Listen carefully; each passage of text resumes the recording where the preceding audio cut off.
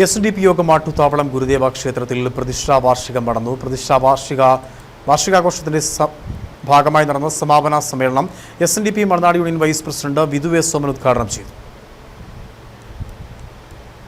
SNDP യോഗം 1791 number മാട്ടുത്താവള ശാഖായോഗം Gurudeva ക്ഷേത്രത്തിലെ 27ാമത് പ്രതിഷ്ഠാ വാർഷികമാണ് നടന്നത്. ബ്രഹ്മശ്രീ ഷാജൻ തന്ത്രികളുടെ മുഖ്യ കാർമ്മികത്വത്തിൽ മഹാഗണപതി ഹോമം, കലശം എന്നിവയോടുകൂടിയാണ് ക്ഷേത്രാചാര ചടങ്ങുകൾ നടന്നത്. പൂജാതി കർമ്മങ്ങൾക്ക് വൈദിക ശ്രേഷ്ഠൻ കണ്ണൻ ശാന്തികൾ നേതൃത്വം വഹിച്ചു. പ്രതിഷ്ഠാ ദിനത്തോടനുബന്ധിച്ച് നടന്ന സമാപന സമ്മേളനം SNDP Malanad union vice president Vidhu S Soman ഉദ്ഘാടനം ചെയ്തു.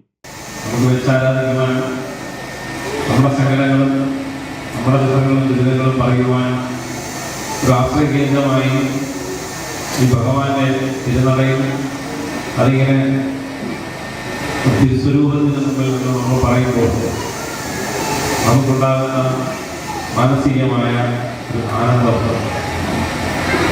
സന്തോഷം, നമ്മുടെ ദുഃഖങ്ങൾ കേൾക്കുവാനും അവയ്ക്ക് പരിഹാരം ഉണ്ടാക്കി തരുവാനും ഈ സന്നദ്ധി കഴിഞ്ഞ 27 വർഷക്കാലമായി ഇവിടെ കഴിഞ്ഞു എന്നത് ചരിത്ര സംഭവം തന്നെയാണ്.